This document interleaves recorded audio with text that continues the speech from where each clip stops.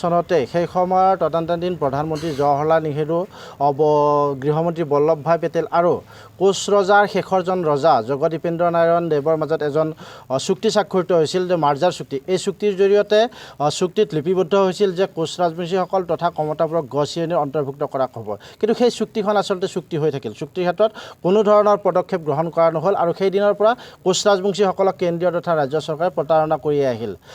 কথা হ'ল সদৌ কোচ ৰাজবংশী ছাত্ৰ সন্থাই প্ৰতি বছৰে 28 আগষ্টৰ তাৰিখে প্ৰতাৰণা দিৱস হিচাপে কলা পতাকা উলন কৰি কেন্দ্ৰীয় চৰকাৰক সকিয়নি দি আহিছোঁ আৰু দাবী উত্থাপন কৰি আহিছোঁ যে চুক্তি মৰ্মে কোচ ৰাজবংশীসকল তথা কমতাপুৰ ৰাজ্যক গ শ্ৰেণীৰ অন্তৰ্ভুক্ত কৰক, অন্যথা আমি সদৌ কোচ ৰাজবংশীসকলে কিন্তু ইয়াতকৈ ভয়াৱহ আন্দোলন কৰিবলৈ কুণ্ঠাবোধ নকৰিম।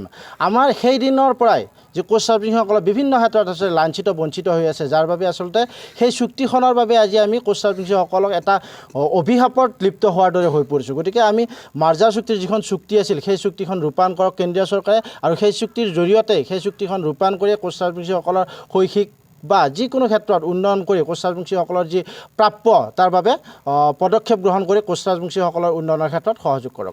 এটাই মানে দাবী সেয়া হ'ল অসম চৰকাৰে হওক বা আমাৰ কেন্দ্ৰীয় চৰকাৰেই হওক, আমাৰ যি কোচ ৰাজবংশীক 1949 চনৰ পৰা যি চুক্তিৰ মানে মাধ্যমৰ জৰিয়তে আমাক এতিয়ালৈকে প্ৰতাৰণা কৰি আছে, সেই প্ৰতাৰণাৰ বাবে আমি এতিয়া আটাইতকৈ বেছিকৈ শক্তিশালী হৈ আমি সজাগ হৈছোঁ আৰু প্ৰতিটো দিশতে আমাক শৈক্ষিক দিশত হওক, স্বাস্থ্যৰ দিশত হওক বা সামাজিক দিশত হওক, সাংস্কৃতিক দিশত হওক, সাহিত্যৰ ক্ষেত্ৰতে হওক, কোচ ৰাজবংশীক যিখিনি আমাৰ মানে প্ৰতাৰিত কৰি আহিছে বা বঞ্চিত কৰি আহিছে, এই বঞ্চিত কৰি অহাৰ প্ৰতিবাদত আজি 28 আগষ্টত আমি কলা পতাকা উত্তোলন কৰি প্ৰতাৰণা দিৱস হিচাপে আমি পূৰ্বৰ পৰাই পালন কৰি আহিছোঁ। আজি 28 আগষ্ট 2024 চনতো আমি চিলাৰায় ভৱনত আমাৰ কোচ ৰাজবংশীসকলৰ এটা মানে স্মৃতি, গতিকে এই স্মৃতি স্তম্ভৰ তলতে আমি কি কৰিছোঁ, এটা প্ৰতিবাদ কাৰ্যসূচী ৰাখিছোঁ সদৌ কোচ ৰাজবংশী ছাত্ৰ সন্থাৰ গোৰেশ্বৰ আঞ্চলিক সমিতিৰ উদ্যোগত।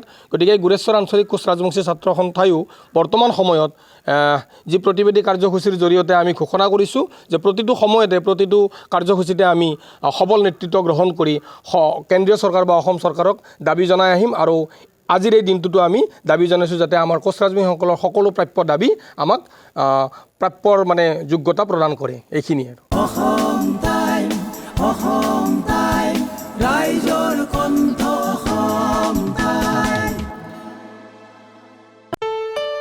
ঘৰত আনন্দ আৰু সম্পৰ্কৰ চমক বজাই ৰাখিবলৈ জৰুৰী হৈছে সকলো আনন্দময় মুহূৰ্তত মৰমৰ উপহাৰ দিয়াটো।